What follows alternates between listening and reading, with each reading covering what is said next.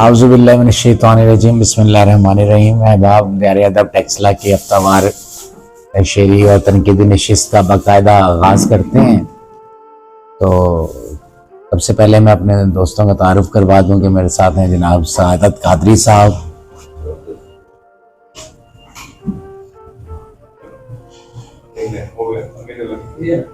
जनाब शहजाद आदिल साहब, जनाब सईद साधु साहब, जनाब उस्मान हैदर साहब, जनाब हफीजुल्लाह बादल साहब, जनाब सदाम फिदा साहब, खाकसार आरिफ क़याम राव और तसव्वुर हुसैन तसव्वुर और तारिक बसीर साहब। तो प्रोग्राम को आगे बढ़ाते हैं और आज की सदारत के लिए अहबाब को मैं दावत देता हूँ कि किसी मौजूद अहबाब में से चलें जी। अहबाब की आरा के मुताबिक जनाब सदाम फिदा को हम सदारत के लिए दावत देते हैं। माशाल्लाह जी। तो मारूफ नात को शायर टेक्सला के सदाम फिदा आज के इस इजलास की सदारत करेंगे। तो जनाब सदर, जैसा कि आप जानते हैं कि आज उस्मान हैदर हमारे नौजवान दोस्त अपनी गज़ल तनकीद के लिए पेश करेंगे, तो आपके तवस्सुत से हम उन्हें दावत देते हैं।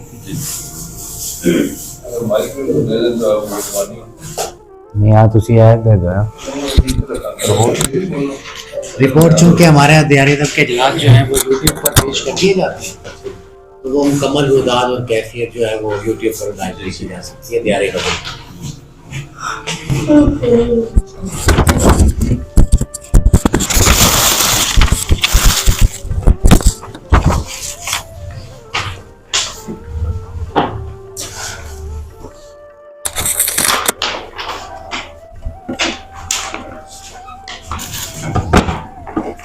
सदर आपकी इजाज़त से तसल्ली की परस्तिश में बहुत बेजा समझते हैं।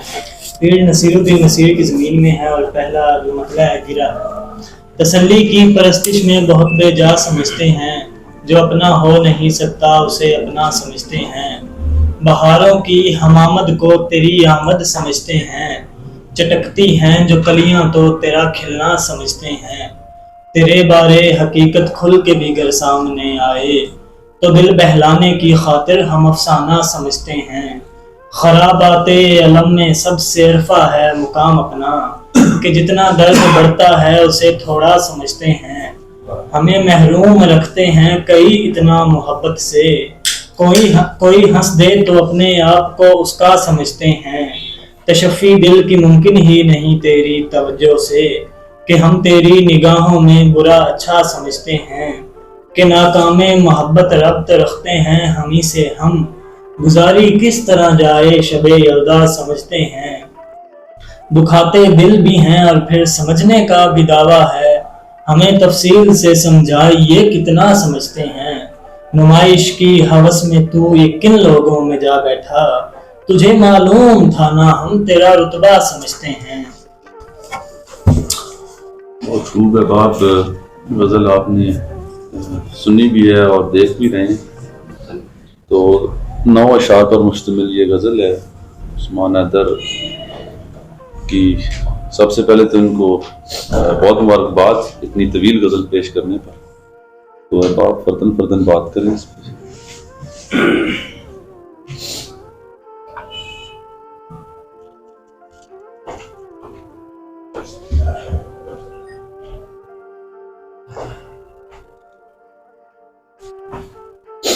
जनाब सदर, मैं मजमूई तौर पर तासुर की मजमूई तासुर जो है गज़ल का बहुत खुशकुन है, बहुत खूबसूरत इनायत भरपूर, और आज शेर को बहुत अच्छे से कैसे खराबाते अलम में ये दो शेर हैं, बहुत खूबसूरत और बहुत जानदार शेर कहा है।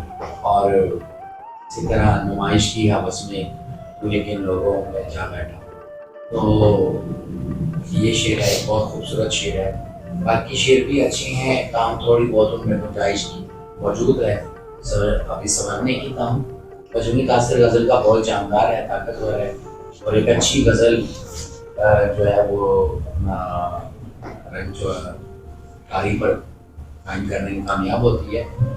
मतलब ये जो प्रस्तिश का लफ्ज़ है ये मेरे ख्याल में थोड़ा सा जो है ना ओवर रेटेड इसमें यूज़ हो गया, तो इसको जो है तसल्ली प्रस्तिश की बजाय कुछ और होता तो ज़्यादा बेहतर होता।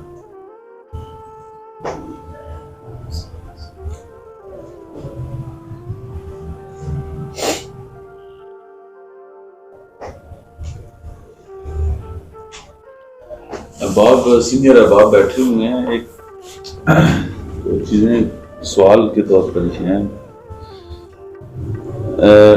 मैंने बाद साथी से सुना है कि मतला में गिरा का मतला मिसरा लगाना ये मायूब समझा जाता है, और इस पर भी बात कोई दोस्त करे। और दूसरा जो शेर है, बहारों की हमामत को तेरी आमद समझते हैं, चटकती हैं जो कलियां तो तेरा खिलना समझते हैं। अब ये दोनों तकाबले रदीफैन इसको मेरे ख्याल में कहते हैं। तो ऊपर आमद और नीचे खिलना, अगरचे ये मतला तो नहीं है, लेकिन रदीफें चूंकि दोनों समझते हैं आ गई हैं यहाँ पे, तो उस वजह से ये गुमान गुजरता है कि ये मतला सानी है। तो इस हवाले से भी बात करें, क्या ये यहाँ पे जायज़ है या ये गलत है?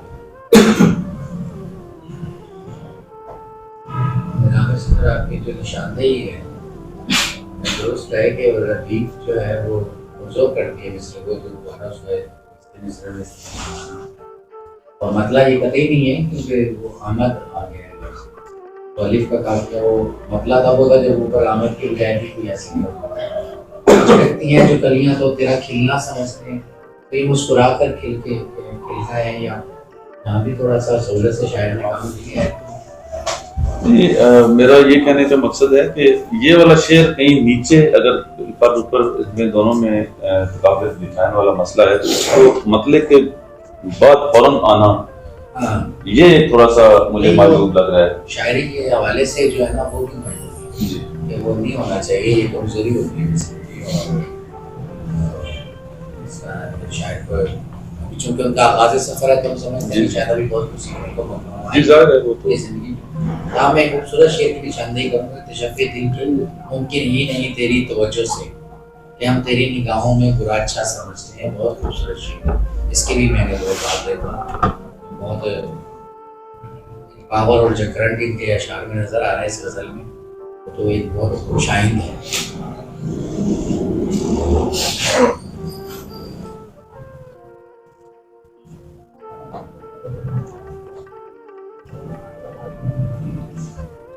आपकी याद से मेरे ख्याल से इसमें शायर जो है वो दावा कर रहा है कि मैं हर चीज़ को जानता हूँ, हर चीज़ को समझता हूँ। जैसे तशफ़्फ़ी दिल की मुमकिन नहीं हम तेरी निगाहों में बुरा अच्छा समझते हैं, ये है। या गुजारी किस तरह जाए शबे अल्लाह समझते हैं। ठीक है, बोलते हैं दुखाते दिल भी हैं और फिर समझने का दावा भी है, हमें तफसील से समझाइए कितना समझते हैं। मेरे ख्याल से मजमूई तौर पर बहुत खूबसूरत गज़ल है। अलबत्ता लफ्ज़ परस्तिश की मैं कहूँगा इसकी जगह अगर कुछ और आ जाता तो और बेहतर था, क्योंकि परस्तिश जो है वो तो इबादत के मानों में तकरीबन आ जाता है। तो इबादत तो सिर्फ अल्लाह पाक ही की जाती है हमारे नज़दीक मुसलमान। इस पर अगर कोई दोस्त बात करें सीनियर बात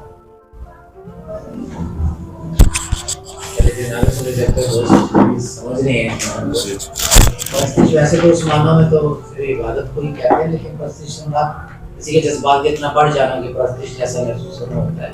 शायरी में वो हकीकी मानी नहीं किए जा रहे होते। काम ये है कि तसल्ली की परस्तिश जो है ना, वो शायरी जो कहना चाहता है कि हम अपने कहीं खुशफहमी में मुब्तला हैं, वो खुशफहमी इतनी बड़ी हुई है कि जो अपना हो नहीं सकता उसको भी हम अपना सकते हैं। तो उसके लिए जो अल्फाज का चुनाव है वो यहाँ पे कुछ बड़ा नहीं है। मेरा ये नुकता था। मैं बाकी और दूसरे मिसरे जो आपने वो कमजोरी की निशानदेही की है, तो आपने सदर में क्या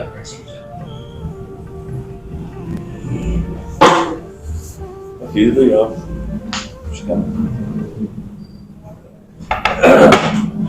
मतलब जो है वो बराए मतलब मजलिस और बहुत सी जगहों पे शायर जो है वो बहुत से मिसरों को ढीला कर दिया। मतलब दोनों मिसरे आपस में जोड़ नहीं रहे, मुझसे वाजे नहीं हो रहे। दूसरा जो शेर है हमामत, जो लफ्ज यहाँ पे इस्तेमाल है और मीम जो जुड़ के आ रहा है, ये बहुत बुरा लग रहा है। अब इसकी गुंजाइश अगर है तो ठीक है, लेकिन ये है कि मुझे जो है ये यहाँ पे बहुत ही बुरा महसूस हो रहा है। इसकी जो नशिस्त बर्खास्त है ना, किसकी हमामत, ये दूसरे शेर के पहले मिसरे बहारों की हमामत, तो इसको जरा दुरुस्त इनको करना चाहिए। तेरे बारे हकीकत खुल के भी घर सामने आए तो दिल बहलाने की खातिर हम अफसाना समझते हैं। बहुत से अल्फाज का भेजा इस्तेमाल जो है वो आया है। अब सेकंड आज शेर देखेंगे कि दुखाते दिल भी हैं और फिर समझने का भी दावा, मतलब कहते हैं दिल दुखाते हैं और उसमें समझने का भी दावा है। शार्ट बात कर देना, इतने ज्यादा लफ्जों का बेदरेग इस्तेमाल जो है वो शायरी में मुनासिब नहीं। तो ये जो शेर जिस तरफ ध्यान दिया था, दिलवाया था, आरफ राउफ अपने खराबात अलम में सबसे अरफा है मकाम कि जितना दर्द बढ़ता है इसे थोड़ा समझ। इस गजल के हवाले से एक अच्छा शेर है। तो शफी के शफी वाला शेर, छठा जो शेर है इसकी तरफ से उन्होंने तो जो दिलवाई थी, ये अच्छा शेर है। शफी दिल की मुमकिन की नहीं थी, हो सकता है, लेकिन उन्होंने जिस शेर के हवाले से बात की थी तो मुझे अच्छा लगा था तो मैंने कह दी। तब मैं करना चाहता हूँ कि आरफ श्याम राव ने जो मतलब की बात की है, तो वो बात जो उससे इत्तेफाक है कि ये मिसरे आपस में मफहूम अदा नहीं करते, उसके साथ जुड़ के नहीं आया। पर दूसरी बात कि जो एक उमूमी उसूल समझा जाता है कि नहीं गिरा जो है वो मतले में नहीं लगाई जाती, तो ये भी नामनासिब बात है। और बहारों की हमामत की जहाँ तक बात की है उन्होंने बादल साहब ने, तो मेरा ख्याल है कि ये मुनासिब तो है जो उन्होंने बात की है, लेकिन ये समझने की बात ये है कि एक बिल्कुल नौजवान शायर जो है वो एक कितने अशार पर मुश्तमिल गजल लेके आया है और उसमें उसने वजन की कोई गलती नहीं की, और बाकी चीजें जो हैं वो तो ज़ाहिर है कि मिसरा साजी जो है वो वक्त के साथ साथ ही आती है और आएगी। लेकिन वो जो पहला चीज़ है नौजवान शायर के लिए कि उसने औज़ान को अच्छी तरह से समझ लिया है, शहर को पूरे तरीके से उसने निभाया है। हालांकि वादू साहब ने जो बात की है कि दुखाते दिल भी हैं और फिर समझने का भी दावा है, ये लफ्ज जो है बेशक जायज तो है, लेकिन बैर को पूरा करने के लिए वो ये कहें कि ये चीज उनको कंट्रोल बाद में आएगा, कुछ अर्से बाद आएगा। क्योंकि यहाँ देखें कि के से मिसरे शुरू हो रहे हैं, 2-3 मिसरे जो हैं, तो ये भी इसको भी कमजोरी समझा जाता है मिसरा साजी में। अलग वो ऐसी जगह पे के इस्तेमाल लेके आए कि जहाँ मुमकिन ना हो कि दूसरा लफ्ज ले लाना। तो ये कमजोरी, छोटी छोटी कमजोरियां तो मिसरों में हैं, लेकिन ये कि मैं समझता हूँ कि बड़ी खुशाइंद बात है कि ऐसी गजल शायद जो है वो तनकीद पेश कर रहा है और फिर वो सीखने के लिए ये जो अमल है इसको, तो इससे फायदा होगा। तो बाकी खराबात अलम वाला शेर भी अच्छा है, वो के का थोड़ा सा मसला ना हो, तो शफी वाला शेर भी अच्छा है। और ये नुमाइश की हवस में तो ये शेर अच्छा हो सकता था, लेकिन ये ना है इसे, तो लफ्जों का चुनाव जो है ना वो तो वक्त के साथ साथ आएगा। बाकी जो इसमें लवाजमात जो है गजल के और शायर के अंदर जो शेरियत और शेर को समझना और गजल को समझना, वो सारी चीजें मौजूद हैं। तो मैं समझता हूँ कि ये ही बहुत बड़ी बात है।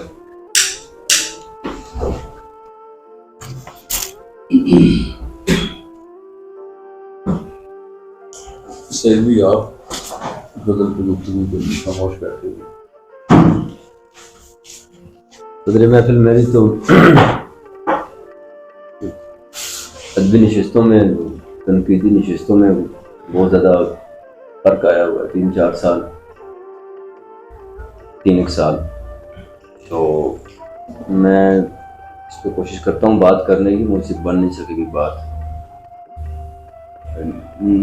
नए आदमी से हम ये तवक्को नहीं करते कि उसके यहाँ मिसरे बहुत मजबूत होंगे और वो बहुत सनती हवाले से मजबूत होगा, लेकिन नए आदमी से हम 1000% ये तवक्को करते हैं कि उसके यहाँ मज़ामीन नए होंगे, उसके तेवर, उसकी दुनिया देखने का सलीका मुख्तलिफ होगा।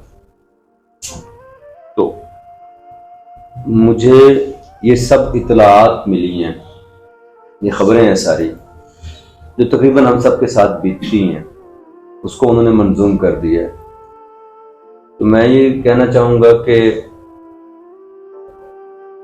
इन्हें थोड़ा सा, गज़ल तो हर बंदा अपनी तौफीक के मुताबिक लिखता है, खुदा से दुआ है, खुदा सुफल से कि इनका ज़ाविया निगाह जो है वो थोड़ा सा ऐसा हो कि ये हमें चौंकाने वाले या हैरान करने वाले या हमें हमारा दिल शाद करने वाले, हम उठे तो एक शेर लेकर उठे, कम अज़ कम एक गज़ल। फिर ये यहाँ पे हल्के का रहा है कि हम उठते थे तो 1-2 शेर हमें हमारे साथ चिपक जाया करते थे।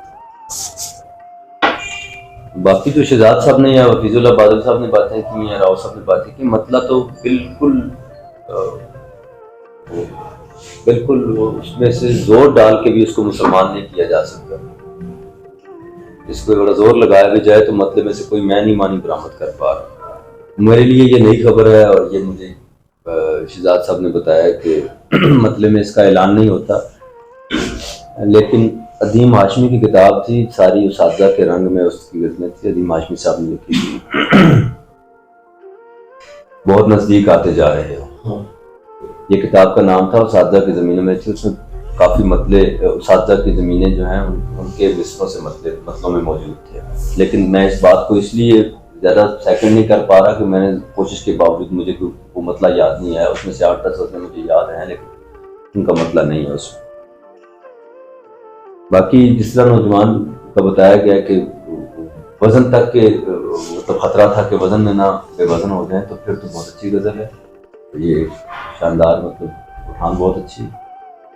मुझे तो खुशी हुई है गज़ल देख इस हवाले से।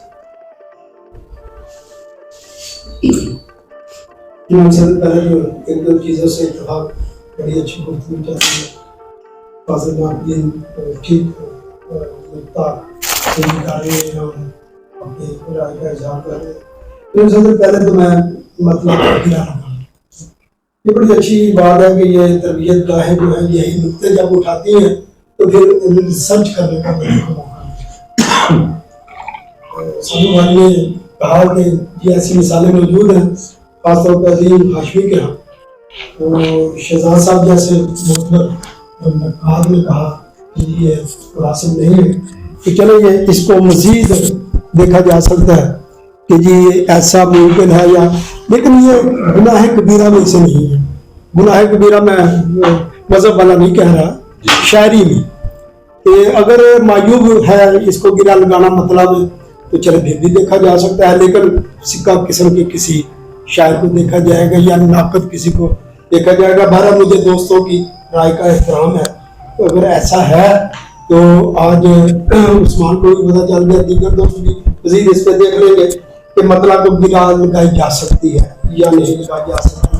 लेकिन यहाँ पे शायर ने, उस्मान हैदर ने जो गिरा लगाई वो मैं इत्तेफाक करता हूँ दोस्तों से कि इंतहाई कमज़ोर है। दूसरा मिसरा यूँ कह लें कि आफताब की तरह रोशन है, और पहला मिसरा बिल्कुल ऐसे लगता है कि जैसे यार कोई अनाड़ीपन का मुजाहरा, कोई रब्त उस तरह पैदा हो नहीं सका इसमें। अब थोड़ी सी मैं बात कर लूँ, ख़ासतौर पे जब ये अपने नौजवान दोस्त बात करते हैं कि जी ये लफ्ज़ क्या है, ये क्या नहीं है, तो उस पर मेरा फिर जी चाहता है कि जो मेरे पास इल्म है वो मैं दोस्तों के सामने रखूँ। परस्तिश गालबन फारसी का लफ्ज़ है और पूजना जो है ये गालबन हिंदी का लफ्ज़ है। तो जो अल्लाह के यहाँ, हमारे यहाँ इस्लाम में है, वो चीज़ इबादत है, अबूदियत, बंदगी और इबादत जो है ये लफ्ज़ जो है। तो माहिर लिसानियात जितने भी हैं उनका ये दावा है कि जी अरबी का दूसरी किसी ज़ुबान में 100% दुरुस्त तर्जुमा करना मुमकिन ही नहीं है। ये मेरी राय नहीं है, ये माहिरीन लिसानियात ये बात करते हैं कि अरबी एक ऐसी जुबान है कि जिसका 100% हक अदा करना, किसी का तर्जुमा किसी दूसरी जुबान में करना, ये बहुत, अगर नामुमकिन नहीं है तो मुश्किल तरीन ये बात है। तो इस पे मैंने इसलिए राय दी कि सादत ने ये नुक्ता उठाया था। तो ये प्रस्तिश जो है ना, ये जो हम भी करते हैं, हमारी तफसीरों में ये चीज़ शामिल है कि प्रस्तिश या पूजा, तो ये उसका इबादत का हक अदा नहीं होता। इबादत और चीज़ है। इबादत का मतलब है कि अल्लाह ताला के हर हुक्म का, ये पूजा पाठ को कहते हैं कि जो उनके सामने बुत होता है या जो भी चीज़ होती है तो उसके सामने खास तरीके से बैठना और कुछ कलमात पढ़ने, ये है पूजा और प्रस्तिश। इबादत जो लफ्ज है वो कतई मुख्तलिफ है, ये मैं बड़े वसूख से कह सकता हूँ। इस पर मेरा अपनी भी स्टडी है, मुताला है कि इबादत लफ्ज ही मुख्तलिफ है। उसका माना होता है कि हर हुक्म जो है, हुक्म बजावरी जो है, ये इबादत का मफहूम निकलता है। दूसरे शेर पे बात करते हुए मेरे ख्याल में किसी दोस्त ने, मैं नाम भूल जाता जी, आप जनाब सदर आपने ही बताया था कि ये तकाबले रदीफ़ैन का मसला है। तो ये मैं आपसे मुत्तफिक हूँ। अगर जो यहाँ पे इस महफिल में भी दोस्तों को है कि लचक दी जाए ये वो, लेकिन तनकीदी नशिस्त है, तनकीदी नशिस्त में तनकीदी रवैया तो डिस्कस होगा। इजाजत होना, दे देना, लचक इख्तियार करना ये अलग चीज़ है, लेकिन उसका तनकीदी नुक्ता नज़र पे पूरा ना उतरना ये दूसरी बात है। तो इसलिए मैं भी समझता हूँ कि ये रदीफ इस दूसरे शेर में रदीफ तकाबले रदीफ़ैन है, ये मसला है। और जनाब सदर में यहाँ पे मेरा एक थोड़ा सा जायका जो है या वो थोड़ा सा हल्का सा मजरूह हुआ कि चटकती है जो कलियां तो तेरा खिलना समझते हैं, क्योंकि ये महबूब से जब बात की जा रही है तो उसके हंसने को, अगर हमने तो शायरी में हंसना ही देखा कि हंसना और कलियों का खिलना जो है ये एक दूसरे से, इसको इस्ताराती सतह पे या तशबीहन इस तरह की बात की जाती है। तो कलियों के चटकने से खिलना जो है महबूब का, ये कोई मुझे यहाँ पे ज्यादा मजबूत नहीं लगा। हालांकि ये हंसना कर सकते थे, चटकती है जो कलियां तो तेरा हंसना समझते हैं, कि हंसने को उससे तशबीह दी जा रही है। तेरे बारे हकीकत खुल के भी घर सामने आए तो दिल बहलाने की खातिर हम अफसाना समझते हैं। पहले तो मैं जरा दूसरे अंदाज में सोचने का कायल हूँ। पहले तो मैं इसमें ही चक्कर में पड़ा रहा कि यार ये महबूब से बात की जा रही है या अल्लाह ताला की हकीकत, क्योंकि अल्लाह ताला से ज्यादा हकीकत जो है बड़ी वो कोई नहीं। मैं सोच रहा था कि शायद उस्मान ने कोई बड़ी बात की है इस शेर में, लेकिन तो दिल बहलाने की खातिर हम अफसाना समझते हैं। तो फिर यहाँ पे मुझे ढीलापन महसूस हुआ कि ये वो बात नहीं है जो मैं समझ रहा था। चौथा शेर मुझे भी पसंद आया, पहले भी एक दो दोस्तों ने, गालबन बादल भाई ने भी कहा, एक दो दोस्तों, मुझे ये शेर मुझे भी ये पसंद आया। खराबात अलम में सबसे अरफा है मकाम अपना। तो एक आखिर पे मैं जाऊंगा, आखिरी शेर पे शहजाद साहब ने नुक्ता उठाया था, तुझे मालूम था ना हम तेरा रुतबा समझते हैं। मुफाइल की तकरार है, बाहर में सारे दोस्त जानते हैं। तो इसमें ना जो है ये अरबी ग्रामर के असूलों के तहत, ये कोई ज़बान के जो माहिर हैं वो कहते हैं ये ना नून गुन्ना के साथ ये कोई लफ्ज़ ही नहीं है। वो कहते हैं या तो ना है या फिर नून अलफ ना है। ये पंजाबी में है, नून अलफ और नून गुन्ना, ये पंजाबी है, ये उर्दू का नहीं है। तो इसमें जो है ये ना जब साबका के तौर पे इस्तेमाल किया जाए, नामुकम्मल, नामुमकिन, इस तरह जब ना पहले आता है किसी लफ्ज के तो साबका जब बनता है तो ये तो ना के मानों में आता है, नफी के मानों में। जब ये बाद में आए कहीं पे ना तो ये ताकीदन होता है, पानी पियो ना, मेरी तरफ आओ ना, खाओ ना। ये ना जो बाद में आता है ना, ये जोर देने के लिए और ताकीद के लिए आता है। तो ये उस्मान को चाहिए कि अपनी वजह से ये नून गुन्ना हटा दे, तो बहर में तो वो पूरा आ रहा है। फिर भी तुझे मालूम था ना हम तेरा रुतबा समझते हैं, यानी जोर ही दिया जा रहा है कि तुझे तो मालूम था, तुम तो जानते थे। तो बाकी दीगर दोस्तों की तरह मैं भी ये कहूँगा, डिक्शन अच्छा लेके आए, लेकिन कहीं कहीं मिसरे जो हैं वो ढीले दिखाई देते हैं। तो उनको अगर ये मजीद चुस्त कर ले या आइंदा ख्याल रखें तो ये यही उनके भी इल्म में इजाफा होगा, हमारे इल्म में भी यही बात होगी। जी जनाब, तो बाकी मिसरे कुछ हैं कमजोर इस गजल में, लेकिन मजमूई तौर पर मैं उस्मान हैदर को दाद दूंगा। एक तो ये है कि ये पहले शेर से लेकर आखिरी शेर तक ये जो है ये एक ही मूड की गजल मुझे लगी, ख्याल तकरीबन एक ही आ रहा है, तो ये एक मूड की मुझे गजल लगी। जी शुक्रिया। ठीक है जनाब, रात्रि के लिए मुझे आज बोलने में मैंने भी गुस्ताखी की है।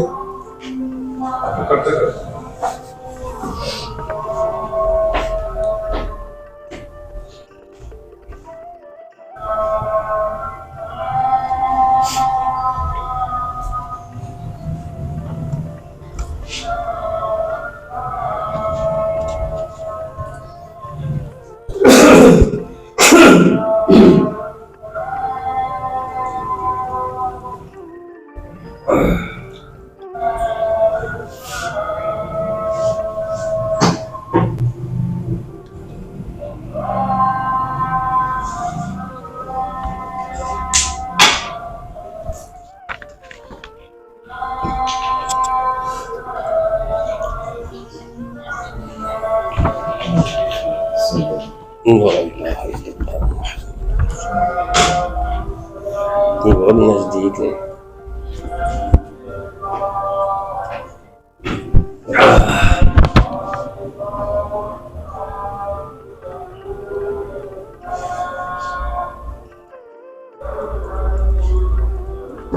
जी जनाब सदर,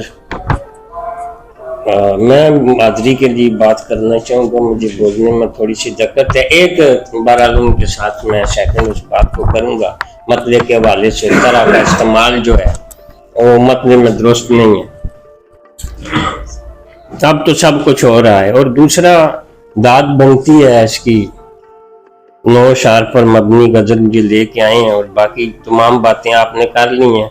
एक सिर्फ ये जो अफसाना है, ये तो मुझे पता है कल हर एक का काफिया एक जैसा होता है, चाहे में कोई मसला नहीं है, लेकिन सवाल ये है कि ऐलान के बगैर इसको इस तरह लाया जा सकता है कि अलग मतलब में इसका ऐलान नहीं है और नीचे उसको इस्तेमाल किया गया है। ये कोई सीनियर दोस्त हमारा इसका बता दें, बाकी मैं तो दाद दूंगा नहीं। और जिस शेर खराबात अलम वाला, ये मुझे भी बहुत अच्छा लगा। बहुत शुक्रिया जनाब सदर। 2-4 गुजारिशात जो अहबाब ने थोड़ा सा सरफ नज़र किया कि आप ये देखें कि रुमान के तनाजुर में इस गज़ल में ये जो हमें महरूम रखते हैं कई, इतना यहाँ इस मिसरे की थोड़ी सी पॉलिशिंग रिक्वायर्ड है। यहाँ पर ये थोड़ा इज्जे बयान का शिकार हुआ मिसरा, हमें महरूम रखते हैं। कहना तो ये चाहते हैं कि हमें इतना महरूम रखा गया मोहब्बत से कि कोई हंस दे तो अपने आप को उसका समझते हैं। अब एक बड़ी एक अच्छी नफ्सियाती जो है ना, वो एक जो अमूमी हमारा मुशाहिदा है कि जिन लोगों को मोहब्बत से महरूम रखा जाता है वो जरा सी अपराइयाँ दिखाने पर बिछ जाते हैं दूसरों के आगे। तो इसको कितने अच्छे से शायर ने मजमून किया है कि कोई हंस दे तो अपने आप को उसका समझते हैं। और दूसरा एक और इन्होंने कि तशफ़ी दिल की मुमकिन ही नहीं तेरी तवज्जो से, कि और उसका फिर जवाब देखें कि हम तेरी निगाहों में बुरा अच्छा समझते हैं, यानी जो तेरी आंखें दिखाती हैं हम वही सनत समझते हैं कि बुरा या अच्छा। तो रुमान के तनाजुर में जो शायर ने जहाँ पर अपनी खूबसूरती दिखाई है तो वो अपना टैलेंट दिखाया है, तो नज़र आया है कि यार शायर में स्पार्क बहुत अच्छा है। और इस हवाले से मैं चाह रहा था कि ये एंगल भी इस स्टेज पर ज़रूर तनकीद में महासिन के झैल में शेर होने चाहिए थे, तो इसलिए कर दिया। और जहाँ तक तसव्वुर भाई का वो नुक्ता था कि ऐलान मेरा ख्याल है वो मतलब काफिये का किया जाता है कि काफिया खुला रखना है या पाबंद, तो ये तो जहाँ सौत पूरी होती है उसमें तो कोई कदगन ही नहीं है कि अफसाना की है क्यों में मैं अपना जो है वो अफसाना मतलब सौत के हिसाब से तो उसको भी लिया जा सकता है। तो बहरहाल उसूली तौर पे तो ये होता है कि अगर सौत थोड़ी सी मुख्तलिफ हो रही हो तो उसको रखना चाहिए, लेकिन अब शायद नहीं रखते, अब उसको रवा समझा जाता है। तो ये पहले जो था वो ऐलान उसे मसले में एक मसला ला के उसका ऐलान किया जाता था। सदर महफिल आपकी इजाजत से। जनाब सदर, ये काफिये की बात हो रही है जो जनाब कानूराव साहब फरमा रहे हैं कि वो काफिये को बयान करते हैं और ये अफसाना भी बतौर काफिया ही है। जनाब से जो है शाहों का पांचवें शेर पर बात करें। सही साहब आपसे पहले जी जी बिल्कुल जी, प्लीज। सदर महफिल बहुत शुक्रिया आपका। असल में गज़ल पर गुफ्तगू बड़ी स्पॉट चल रही थी। तारिक साहब का बहुत शुक्रिया, उन्होंने बड़ी तफसील से बात की है, कुछ नुकात जो है वो हमारे सामने भी आए हैं। एक चीज़ जो मैंने इस गज़ल में देखी है वो बड़ी खुशाइंद है, वो ये है कि उस्मान हैदर ने कई अशार में तलाज़मे लाए हैं। तलाज़मे लाना इस उम्र में ये बड़ी मजबूत सनती अलामत है। बहारें, कलियाँ, हकीकत, अफसाना, खराबात अलम, दर्द और नीचे भी काफ़ी। अब इसमें एक बड़ी अहम बात जो मुझे लगी है कि नाकाम मोहब्बत रब्त रखते हैं हमी से हम। अब इसका बज़ाहिर तो शब यल्दा से कोई तलाज़मा नहीं है, लेकिन इस मिसरे में लफ्ज़ नाकाम मोहब्बत रब्त एक कोशिश की गई है तलाज़मे की, जिसने इसको शेयर किया है। तो एक तो इसकी दाद देना बकिया था। तारिक साहब ने लफ्ज़ ना पे बात की है और उन्होंने कहा कि वो पंजाबी का है। अव्वल बात तो ये है कि हमें उर्दू में अब बहुत सी सहूलत है। अब 90 की दिहाई में एक ट्रेंड चला था जिसमें इंग्लिश के अल्फाज आया करते थे, फिर उसकी पहले मुज़ामत हुई, फिर वो राइज हो गए, चल पड़े। अब मैं पिछले 10-12 साल से देख रहा हूँ कि हमारी उर्दू गज़ल में ख़ास तौर पे पंजाबी के बहुत से अल्फाज शामिल हो रहे हैं। ये दरअसल वो जो फोर्ट विलियम कॉलेज है ना, ये उस रवैये के खिलाफ मुज़ामत है, ये लोकेल की मुज़ामत है। ना का मतलब जो तारिक साहब ने बताए हैं वो दुरुस्त हैं, लेकिन ना का मतलब महबूब से लाड प्यार में भी है। मैं ये समझता हूं कि ये इस मिसरे को नरमीला कर रहा है और यहाँ पर मतलब नाजुकी आ रही है इससे। तारिक साहब ने एक और बात की, चटकती हैं जो कलियां तो तेरा खिलना समझते हैं। उन्होंने कहा कि हंसना भी हो सकता था। दरअसल इस मिसरे की शेरियत ही यही है कि खिलना जो है वो बहुत से मानी पैदा कर रहा है। उसका रंग खिलता है या उसका होंठ खिलते हैं या उसका उसका कुछ भी, तो इसी को ये शेरियत कर रहा है। एक तारिक साहब ने स्टेटमेंट दी है जिससे मैं रिकॉर्ड के लिए उसको हजम नहीं कर पा रहा। उन्होंने फरमाया कि अरबी वाहिद जुबान है जिसका तर्जुमा किसी दूसरी जुबान में मुकम्मल तौर पर नहीं हो सकता। यहाँ पर मैं एक मारूफ गोरे नक्काद की एक जुमला रखूंगा। उसने शायरी की तारीफ करते हुए ये फरमाया है कि शायरी वो है कि जब आप किसी भी लाइन को किसी दूसरी जुबान में ट्रांसफर करें और जो चीजें ट्रांसफर होने से बच जाएं वो असल में शायरी है। तो दुनिया की हर जुबान का ये दावा है कि उसके अल्फाज का दूसरी जुबान में तर्जुमा नहीं है। हमने उसातिज़ा से यूनिवर्सिटियों में कुछ थोड़ा सा अरसा लगाया, वहाँ ये बात पता चली कि बज़ाहिर हमारे यहाँ तो ये मारूफ है कि अरबी बड़ी बहुत से मानी रखने वाली जुबान है, लेकिन अरबों के यहाँ एक बहुत बड़ा मसला है। खाला, चाची, ताई, फुफेर, मलेर, मसेर, रिश्ते, नंद, भावज, इनके नाम नहीं है। तो हर जुबान कहीं कहीं बहुत मजबूत है और कहीं कहीं वो बैक वक्त कहीं कहीं उसके फ्लॉज भी हैं। तो मैं नहीं समझता कि ये सिर्फ अरबी जुबान का मसला है, ये तमाम जुबानों का मसला है। दूसरी बात मैं अपनी बात को दोहराऊंगा नहीं, ना सुन रहे दोस्तों ने सुन, लेकिन मेरे भागल दोस्त ने ये जो आखिर में कहा ना कि खाला का तस्करा नहीं है अरबी में, रिश्ता है ये लफ्ज़ है। ये तो मुहर्रमात में आता है, ये तुम्हारी खालाएं जो है तुम्हारी, ये लफ्ज़ चलो उन्होंने शुरू कर लिया, तो इसी पे जाते हैं खालात की हद तक वजूद है, कजन्स, भाभी, नंद, नो, फूफा, चाचा, ताया, नो।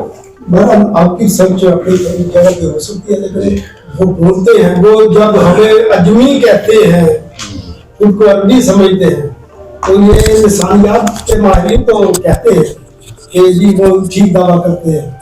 बहरहाल मैं अच्छा। लज़ाई गुफ्तगू में जाना नहीं चाहता। मैं छोटा सा चले निशानदेही कर दूं, वो शायद सईद साहब की भी बात में कोई वजन है, यकीनन बहुत सारे रिश्ते होंगे जहां वो मिक्सअप हो जाते होंगे, लेकिन उम्मे ज़ात का जो लफ्ज़ है वो जो है वो यकीनन कोई रिश्ता ही है जिसकी वजह से वो उम्मे ज़ात बनता है। वो हाँ वही ज़ात, हाँ वही, तो वो पुप्पी ज़ात है या चचा ज़ात है, बहरहाल तो कोई एक लफ्ज़ उन्होंने डिज़ाइन कर लिया और उसके एक जैसी वो रिश्तों की नोयत जो है ना वो समाजी बर्ताव पर कायम होती है। मैं तो चूंकि उनका समाज जिस रंग में ढला हुआ था, उन्हें जिन अल्फाज की ज़रूरत थी वो बदरजातम वहाँ मौजूद थे।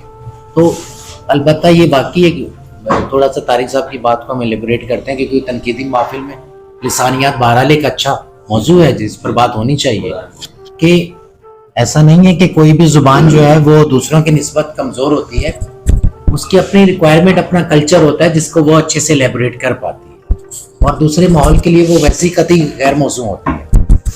तो अगर अरबों के यहाँ कुछ तखसीस में बहुत सारी डिटेल में है अल्फाज जो कैफियत का इजहार करने में माहिर है, तो हमारे उर्दू में उससे मुख्तलिफ माहौल है, वो अरबी से ही या फारसी से लेकर अपना दामन वसी कर लेती है, लेकिन अंग्रेज़ी का अपना एक मामला है। अगर हमारी उधर तक रसाई ना हो वो एक अलग मसला है। तो मेरा ख्याल है कि जो कैफियत की ट्रांसलेशन के अल्फाज होते हैं उनके लिए ये कहा जाता है कि वो दूसरी ज़ुबान में शायद उस तरीके से आप उसका ट्रांसलेट नहीं कर पाते। अदरवाइज जो एब्सोल्यूट रियलिटीज़ हैं वो हमेशा हर ज़ुबान में वो अल्फाज मौजूद होते हैं। मसलन ये गिलास है तो ये हर ज़ुबान में इसके लिए मुतबादिल लफ्ज़ मौजूद होगा और ये अच्छे से तर्जुमा हो जाएगा। एक बिल्डिंग है वो किसी भी ज़ुबान में अच्छे से तर्जुमा उसका हो जाएगा। तो ये इस तरह है कि कैफियत के हवाले से ये जो है वो कुछ अल्फाज ऐसे हो सकते हैं जहाँ समाज को ज़रूरत नहीं पड़ती उसकी एलेबोरेशन की, और वहाँ वो दूसरी ज़ुबान में वो उसका उस टाइम होता है।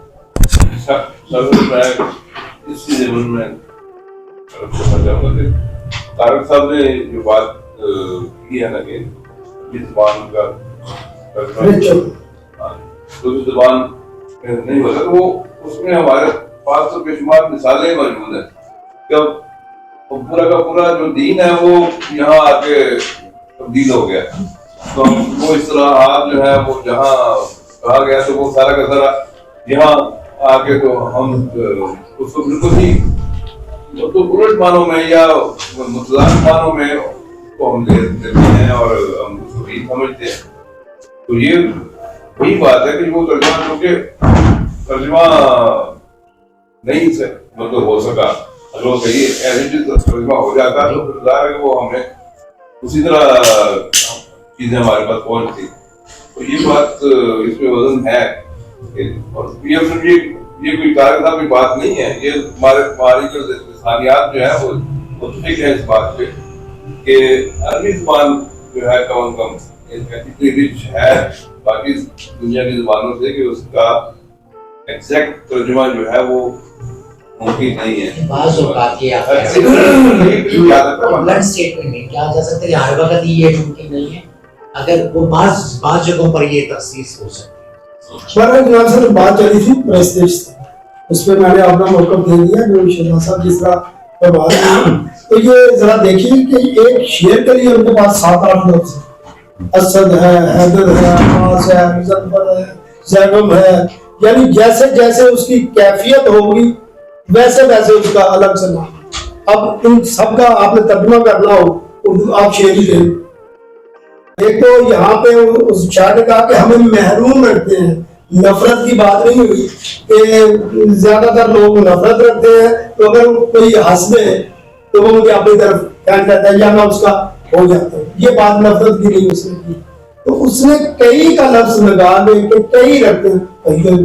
हम ऐसे बहुत सारे लोग होते हैं जिनसे कई लोग मोहब्बत नहीं करते, तो उससे ये कौन सा कैसे कैफियत पैदा हो जाती है कि कोई फिर हंस दे तो हम उसको अपने आप को उसका समझते हैं। तो ये कैफियत के हवाले से मुझे कई जो है ये दुरुस्त नहीं लगा, तो इस हवाले से मैं दूसरे मिसरे को जानदार समझता हूँ। पहला मिसरा मेरे नजदीक में सदर मजलिस जुबान के हवाले से जो बात हो रही साहब ने अरबी के हवाले से बात की, उर्दू जुबान के काफी करीब उर्दू जुबान बोलने वालों के जो पंजाबी जुबान भी बोली जाती है, मैं पंजाबी जुबान को उर्दू जुबान के करीब समझता हूँ।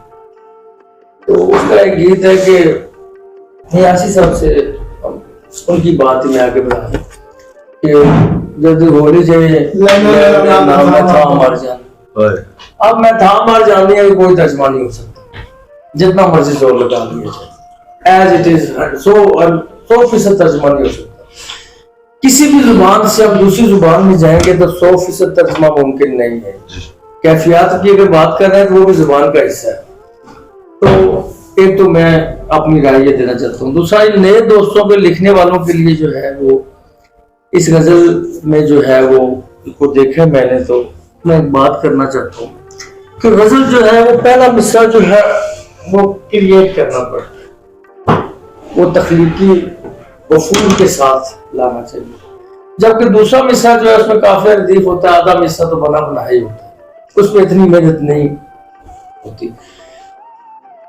जो अच्छा शायर है उसका पहला मिसरा जो है पॉलिश हुआ, और जो कमजोर शायर है उसका दूसरा मिसरा ज्यादा पॉलिश हुआ, क्योंकि उसने जो जिस जगह पे ज्यादा तख्लीकी वफूल इस्तेमाल करना होता है वहां वो कम करते हैं।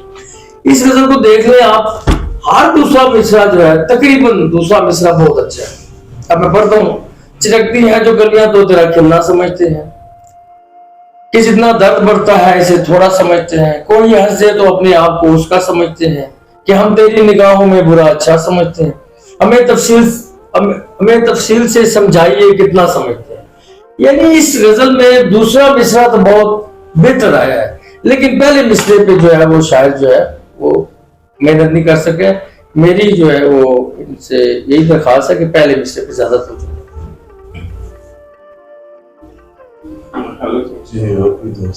काफी हो गया। तमाम साहबान ने बड़ी अच्छी गुफ्तगू की है। उस्मान अदर मेरे ख्याल में नए शायर हैं। दूसरी गजल मैं इनके लिए इनकी यहाँ पे तनकीद में हाजिरी दे रहा हूँ। बड़े मेहनती हैं, तो दुआ है कि अल्लाह पाक इनके सुखन में मजीद बरकतें डाले। दोस्तों ने बहुत अच्छी गुफ्तगू की। अब मेरा ख्याल है कि इसमें कोई ऐसी चीज रह नहीं गई जिस पे बात की जाए। तो बहरहाल गजल जो है वो कमजोर है, इसमें मजीद मेहनत की जरूरत है। तो जो पहले मतले के हवाले से जो राय है, जो अपना हो नहीं सकता इसे अपना समझते हैं, जो इन्होंने गेरा का शेर लगाया है, बहरहाल मैं इसको अपने साथी से, सारे मेरे यही साथी हैं और कौन से साथी हैं, इनसे यही सुना है कि, और मैं ऐसे जो है ना वो सही समझता हूँ कि मतले में गेरा का शेर जो है ना वो लगाने से आप इज्तनाब करें। बाकी आखिरी शेर में जो नाम इस्तेमाल हुआ है इस पे बड़ी बात हुई है। आजकल शुरा कर रहे हैं, ऐसा कर रहे हैं, खुसूसन ख्वातीन जो है वो नाक और रदीफे भी बनाई हुई हैं। मैं अक्सर बाहर के दोस्तों से, जो वाकन के बाहर के दोस्त हैं, जनूबी पंजाब के और दोस्तों से, अपने अमूर जो दोस्त हैं, उनसे उनकी शायरी समझने को, पढ़ने को, सुनने को मिलती है। तो हमारे यहाँ का जो नया शायर है वो उनके निस्बतन पुराने शायर से भी अच्छा शेर कर रहा है। उसकी वजह यह है कि यहाँ पे हमारे तनकीदी जो इजलास होते हैं इनमें छोटी छोटी बारीकियों पे भी गुफ्तगू होती है। जैसे ना पे गुफ्तगू हुई और यहाँ पे खिलना पे बात हुई और भी। तो ये मेरे ख्याल में सीखने सिखाने का एक अमल है। दिल छोटा नहीं करना, मजीद मेहनत करनी है। इंशाल्लाह आपसे बड़ी उम्मीदें हैं हमें। तो बस यही मेरा सदारती खुतबा भी है और इसी पे वाइंड अप करता हूँ। बहुत शुक्रिया। मैं तमाम अहबाब का दिल की अथा गहराइयों से शुक्रगुजार हूँ, और मैं खुद को खुशकिस्मत समझता हूँ कि मुझे ऐसे हल्के मुयसर आए और उनके अंदर इतना जानदार नाकदाना नुक्ता नज़र रखने वाले लोग हैं। तो बड़ी खुशी की बात है मेरे लिए और खुशकिस्मती है। मैं तमाम सीनियर्स का, तमाम अहबाब का बहुत शुक्रगुजार हूँ कि उन्होंने इतनी तफसीलन और इतनी अच्छी गुफ्तगू की तो बहुत शुक्रिया आपका। जी तो अहबाब, इसके साथ ही आज की इस तनकीदी नशिस्त का इख्तिताम होता है और बढ़ते हैं हम शेरी नशिस्त की तरफ। तो मैं एक शेर और एक कथा पेश करता हूँ पुराना। शेर नशिस्त के लिए जनाब सदर आपकी इजाज़त से माहौल बनाने के लिए एक शेर और एक कथा। किस कदर महंगा खरीदा है तुझे ए जिंदगी, किस कदर महंगा खरीदा है तुझे ए जिंदगी, एक ख्वाहिश एक तमन्ना एक इरादा बेच कर। बहुत अच्छे। फिर सुनाइए। किस कदर महंगा खरीदा है तुझे ए जिंदगी, एक ख्वाहिश एक तमन्ना एक इरादा बेच कर। और शेर है के दीवारों दरो बाम से आगे नहीं देखा, दीवारों दरो बाम से आगे नहीं देखा, शायर ने अभी जाम से आगे नहीं थे रात की मुट्ठी में कई कश्फ करामात, वहशत ने मगर शाम से आगे बहुत शुक्रिया। तो जनाब इसके साथ ही मैं आगे दावत कलाम देता हूँ जनाब सादत कादरी साहब को कि वो तशरीफ लाएं और अपना कलाम पेश करें।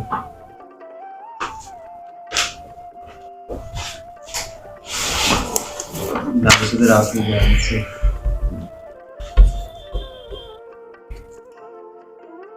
नात के चंद शायर की। जब नाम मोहम्मद मेरी गुफ्तार में आवे, फिर औज न क्यों कर मेरे अफकार में आवे। जब नाम मोहम्मद मेरी गुफ्तार में आवे, फिर औज न क्यों कर मेरे अफकार में आवे। जो पासे रज़ाए शहे कौनैन न रखे, मोमिन वो नहीं जुमराए गद्दार में आवे। हो जाती है नामूसे रिसालत पे जो कुर्बान, मुमकिन ही नहीं जान वो आजार में आवे। फौरन मुझे ले लेते हैं दामाने करम में, ना हो मेरी जब भी किसी मंझधार में आवे।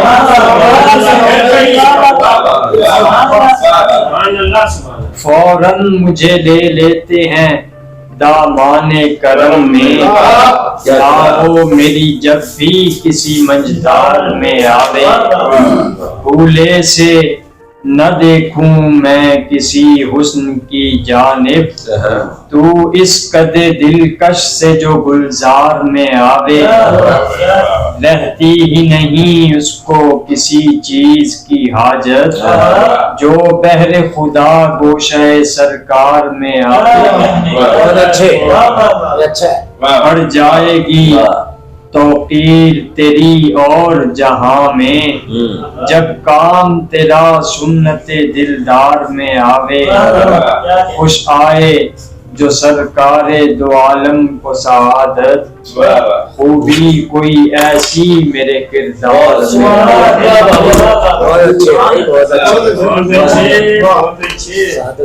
कादरी खूबसूरत कलाम हदिया नात में पेश कर रहे थे। और मैं दावत देता हूँ जनाब उस्मान हैदर साहब को कि वो तशरीफ लाएं और पेश करें। आपकी इजाजत से दो पुराने शेरों से आगाज। जैसे खुर्शीद के होने से हसाए का वजूद, जैसे खुर्शीद के होने से हसाए का वजूद, तेरे होते हुए मादूम नहीं मैं होता।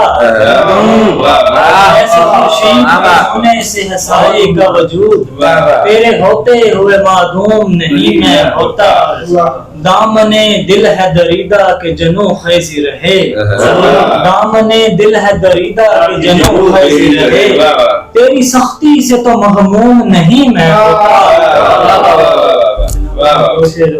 नज़ाकते अदाए यार देख कर, नज़ाकते अदाए यार देख कर, गजाल हो गए निसार देख कर,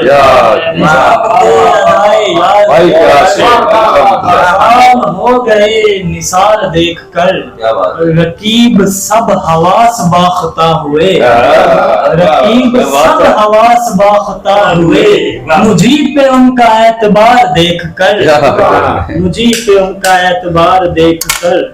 गजल से हिद्दते लम्स से उठने को धुआं बाकी है, अच्छा है भाई। हिद्दते लम्स से उठने को धुआं बाकी है, सब्त होने को जबीन पर भी निशान बाकी है, और एक फुगां पर ही मोहल्लात हैं लर्जा तेरे, एक फुगां पर ही मोहल्लात हैं लर्जा तेरे, मेरे सीने में तो एक और फुगां बाकी है, एक फुगां पर ही मोहल्लात हैं लर्जा तेरे, मेरे सीने में तो एक और फुगां बाकी है, अब के दुश्वार नहीं कोई सफर भी मुझको, अब के दुश्वार नहीं कोई सफर भी मुझको, हर ही सहरा में मेरे पा का निशान बाकी है, एक कूचे से मैं निकला तो जहां खत्म हुआ, एक कूचे से मैं निकला तो जहां खत्म हुआ, एक कूचा है जिधर मेरा जहां बाकी है,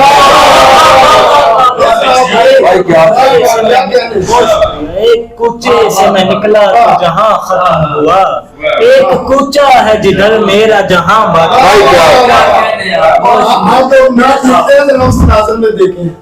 एक कूचे से मैं निकला तो जहां खत्म हुआ, एक कूचा है जिधर मेरा जहां बाकी है, आपकी एक नजर से ही वो मालूम हुआ, आपकी एक नजर से ही वो मालूम हुआ, आप करते हैं इशारा वो कहाँ बाकी है, और आखिरी शेर है, और तो कुछ ना रहा मेरी हिरासत में यहाँ, और तो कुछ ना रहा मेरी हिरासत में यहाँ, बाकी है कुछ तो फकत मेरा ज़यां बाकी है, और तो कुछ ना रहा मेरी हिरासत में यहाँ, बाकी है कुछ तो फकत मेरा ज़यां बाकी है। भाई क्या कहना, बहुत अच्छे। ये थे जनाब उस्मान हैदर साहब, और अब मैं दरख्वास्त करता हूँ जनाब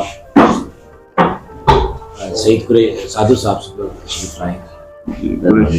कुरैशी भी है, साधु भी, साधु सईद साधु। बहुत शुक्रिया सदर महफिल, आपकी इजाजत से जब मरूंगा तो क्या करूंगा मैं, शायद एक जस्त ही भरूंगा मैं, अच्छा जब मरूंगा तो क्या करूंगा मैं, शायद एक जस्त ही भरूंगा मैं, एक बदन है मेरी निगाहों में, एक बदन है मेरी निगाहों में, उस पे होंठों के बल चलूंगा मैं, एक बदन है मेरी निगाहों में, उस पे होंठों के बल चलूंगा, खामोशी गूंजी है सो वक्त गुजारी की है, खामोशी गूंजी है सो वक्त गुजारी की है, खामोशी गूंजी है सो वक्त गुजारी की है, इन पहाड़ों से कहाँ बात तुम्हारी की है, वाह वाह, इन पहाड़ों से कहाँ बात तुम्हारी की है, कोरजारों में तेरी याद से तापा है बदन, कोरजारों में तेरी याद से तापा है बदन, चंद लम्हों में कई मील सवारी की है, कोरजारों में तेरी याद से तापा है बदन, चंद लम्हों में कई मील सवारी की है, और फिर खुलने लगे, चंद लम्हों में कई मील सवारी की है, आपसे शिकवा नहीं मेरे सुखन याफ्ता दोस्त, आपसे शिकवा नहीं मेरे सुखन याफ्ता दोस्त, आपने शेर में बस चोरी चकारी की,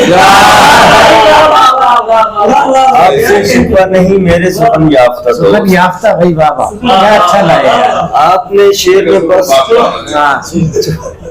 आपने शेर में बस चोरी चकारी की है, एक नज़्म है इन्ना औलिया ला खौफुन अलैहिम वला हुम यहज़नून, उन्वान अल्लाह के दोस्तों को ना तो खौफ होता है ना हुस्न होता है, बच्चा मुस्तकबिल की आस में जीता है, बच्चा मुस्तकबिल के खौफ में पलता है, टॉफी, गाड़ी, गेंद, जहाज से मुस्तकबिल के मैटर की तरकीब बनाता रहता है वाह और एंटी मैटर से डरता रहता है। क्या कहने, क्या कहने। और बूढ़े तो माजी के हैं गर्विदा, हर एक लम्हा हुस्न में लिपटे रहते हैं।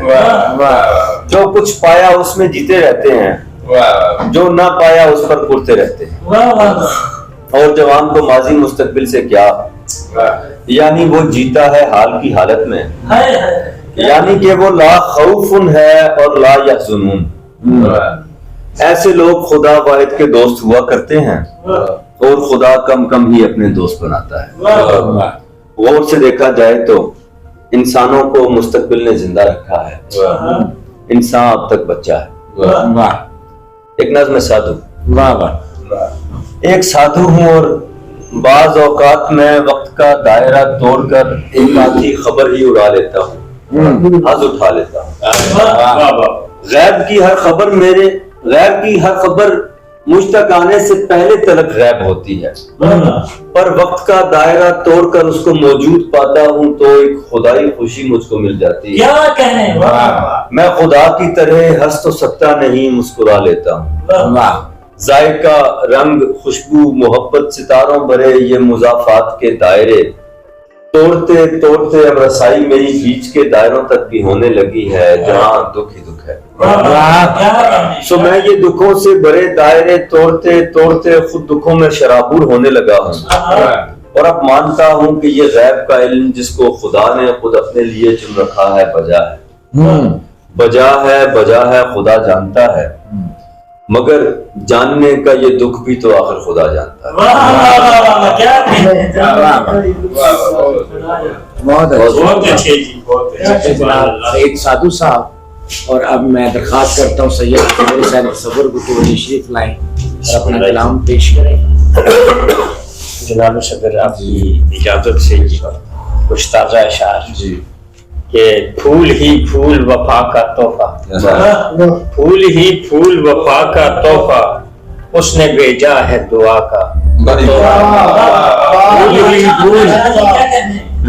फूल वफा का तोहफा, उसने भेजा है दुआ का तोहफा। अजनबी है जो महक पाई है, अजनबी है जो महक पाई है, ये नहीं अपनी फिजा का तोहफा, ये नहीं अपनी फिजा का तोहफा। और खो दिए जितने दिए जलते थे, खो दिए जितने दिए जलते थे, मिल गया हमको हवा का तोहफा। खो दिए जितने दिए जलते थे, मिल गया हमको हवा का तोहफा। और खामोशी में ही गुला जाता है, उसने भेजा है जो सदा का तोहफा। भाई ये भी अच्छा है यार, खामोशी में ही गुला जाता है, उसने भेजा है जो सदा का। और झूठ सच की न कहानी खुलती, झूठ सच की न कहानी खुलती, जो समझते न रिया का तोहफा।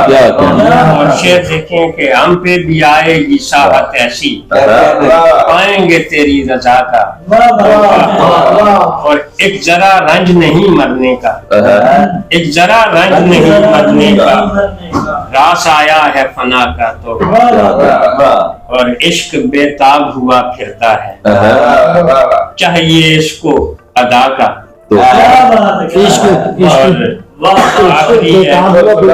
चाहिए इसको अदा का तोहफा। इश्क बेताब हुआ फिरता है, चाहिए इसको अदा का तोहफा।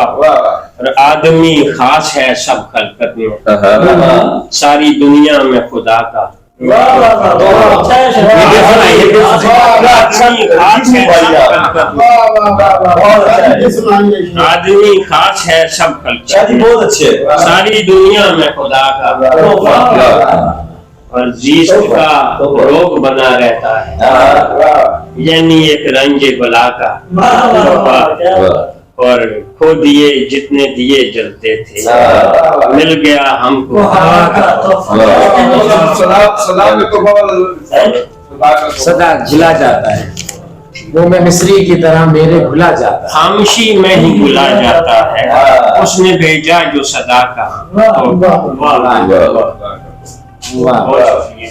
जनाब तारिक बसीर साहब तशरीफ लाएंगे तो क्योंकि अभी हफीजुल्लाह बादल साहब शायद जी वो चले गए। अच्छा वो जनाब सदर मैं जी पुरानी गजल से सिर्फ 2-4 शेर हाजिरी के लिए। अल्लाह उन्हें सलामत रखे।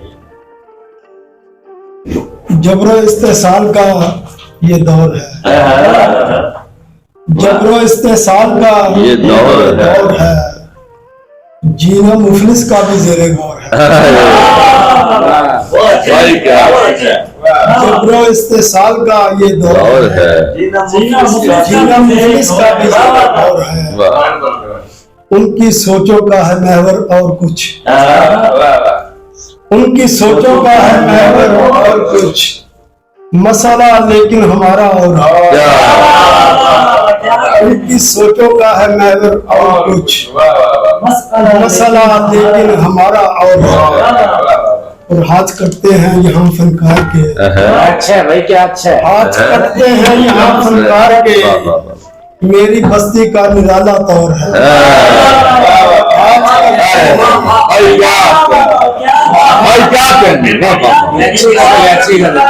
अच्छी गजल है। हाथ कटते हैं यहाँ फनकार के, मेरी बस्ती का निराला तौर है।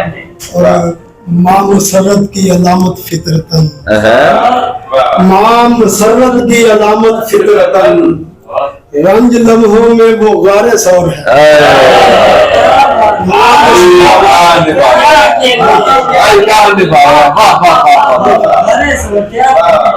माँ मुसर्रत की अलामत फितरतन, माँ मुसर्रत की अलामत फितरतन, रंज लम्हों में वो गारे सौर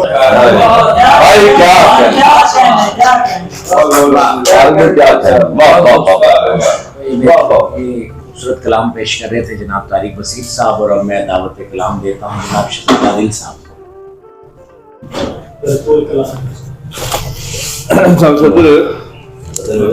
क्या कहते हैं, तारिक साहब ने तो दादा का नाम सुनाया तो मैं मेरा भी पुराना पुरानों में बला का शोर है। काफिया नहीं है। ऐ दिले शोरीदा सर शोर कर, ऐ दिले शोरीदा सर आवाज दे, है कहाँ ऐ बेखबर आवाज दे। क्या कहने दिले शोरीदा सर आवाज दे, क्या कहने है कहाँ ऐ बेखबर आवाज दे। और आज फिर से कातिलों के शहर में, आज फिर से कातिलों के शहर में, ऐ मेरे खूने जिगर आवाज दे। आज फिर से कातिलों के शहर में, ऐ मेरे खूने जिगर आवाज दे। और गामजन हूँ मैं अदम की राह पर, गामजन हूँ मैं अदम की राह पर, लौट आऊं तू अगर आवाज दे। गामजन हूँ मैं अदम की राह पर, लौट आऊं तू अगर आवाज दे। और दौड़ता हूँ अपने मक्तल की तरफ, दौड़ता हूँ अपने मक्तल की तरफ, जब मेरा बेदाद गर आवाज दे। दौड़ता हूँ अपने मक्तल की तरफ, जब मेरा बेदाद गर आवाज होता है। और तू किसी लहजे में भी मुझको पुकार, तू किसी लहजे में भी मुझको पुकार, या मेरी आवाज पर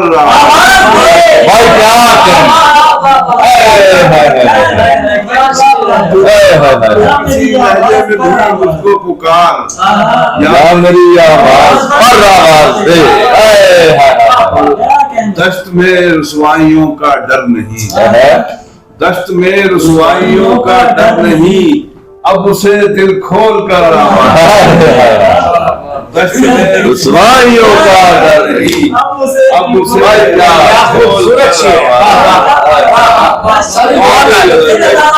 दश्त में रुसवाइयों का डर नहीं, अब उसे दिल खोल कर आवाज। इस मौके पर उठाते हुए मैं एक और बोल पुरानी गजल कभी कभी सुनाने का मौका मिलता है। यही तो अच्छी बातें हैं। चले कैसे न रोजो शब हवाएं बर्फ जैसी, चले कैसे न रोजो शब हवाएं बर्फ जैसी, सरों पर ओढ़ ली हमने रिदाएं बर्फ जैसी। भाई क्या चले कैसे न रोजो शब हवाएं बर्फ जैसी, सरों पर ओढ़ ली हमने रिदाएं बर्फ जैसी। और उन्हें भी हमसे ही खून की हरारत मांगनी है, उन्हें भी हमसे ही खून की हरारत मांगनी है। सिले लफ्जों के दिल पर जो गिराएं बर्फ जैसी, उन्हें भी हमसे ही खून की हरारत मांगनी है। सिले लफ्जों के दिल पर जो गिराएं बर्फ जैसी। और यहाँ ये दुनिया है, यहाँ हालात के मक्तल से अक्सर, ये दुनिया है यहाँ हालात के मक्तल से अक्सर, तमन्नाओं की हम लाशें उठाएं भाई क्या ये दुनिया है, ये दुनिया है क्या असलूब है। अक्सर तमन्नाओं की हम लाशें उठाएं बर्फ जैसी। और चलो दश्ते सुकून से आज वापस बस्तियों को, चलो दश्ते सुकून से आज वापस बस्तियों को, यहाँ भी गूंजती है अब सदाएं बर्फ जैसी। चलो दश्ते सुकून से आज वापस बस्तियों को, यहाँ भी गूंजती है अब सदाएं बर्फ जैसी। और भुला देंगे सितम की हिद्दतों को ऐ सितमगर, अच्छा है भाई, भुला देंगे सितम की हिद्दतों को ऐ सितमगर, मगर कैसे तेरी नजरें भुलाएं भाई क्या अच्छा है। भुला देंगे सितम की हिद्दतों को ऐ सितमगर, मगर कैसे तेरी नजरें भुलाएं बर्फ जैसी। भाई क्या कहने, क्या सरशार करने वाली खूबसूरत दहकती हुई बर्फ जैसी लतीफ के साथ एक गजल पेश की है शहजादा दिल साहब ने। तो अब मैं दावत कलाम देता हूँ जनाब सदर महफिल को। तो जनाब आपका फिदा साहब, बहुत शुक्रिया। साजा को इतनी अच्छी शायरी साजा ने सुनाई है। अब बस हाजरी के लिए ही नात पे कुछ अशार हैं। इरशाद इरशाद। जब करम होने लगा मुझ पे फरावानी से, करम मुझ होने लगा, जब करम होने लगा मुझ पे फरावानी से, दिल चमकने लगा उस नूर की ताबानी से। और गुंबदे सब्ज की तस्वीर मेरे दिल में है, गुंबदे सब्ज की तस्वीर मेरे दिल में है। अब मुझे खौफ नहीं दश्त की वीरानी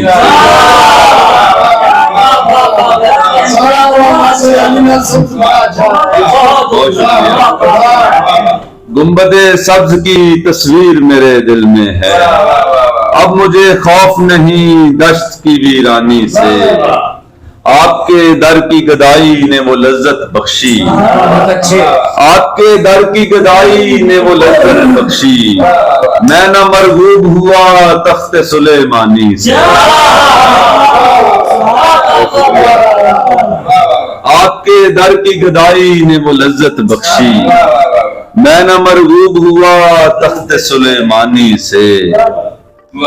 और ये वो रास्ता है जो जाता है खुदा तक सीधा, ये वो रास्ता है जो जाता है खुदा तक सीधा।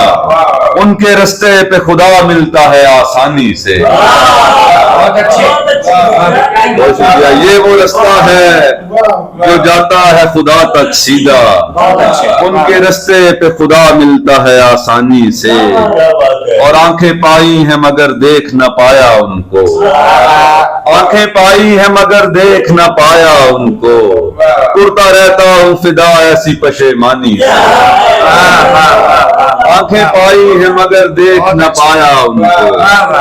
उड़ता रहता हूँ फिदा ऐसी पशेमानी से। जब करम होने लगा मुझ पे फरावानी से, दिल चमकने लगा उस नूर की ताबानी। सब्ज गुंबदे सब्ज की तस्वीर मेरे दिल में है।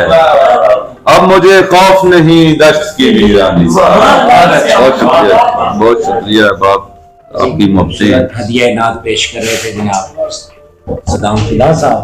तो इसके साथ ही आज की इस महफिल शेरो तनकीद की हम इख्तिताम करते हैं। और इसके इजलास के इख्तिताम से पहले अगले जुमे का जो है वो प्रोग्राम जो है वो अहबाब से आरा उसके मतलूब हैं कि अगर कोई तनकीद पर कोई गजल करना चाहे तो शहजाद आदिल साहब आज हो गया है 3 तारीख और 8 तारीख को, आई थिंक 8 में ही बनेगा।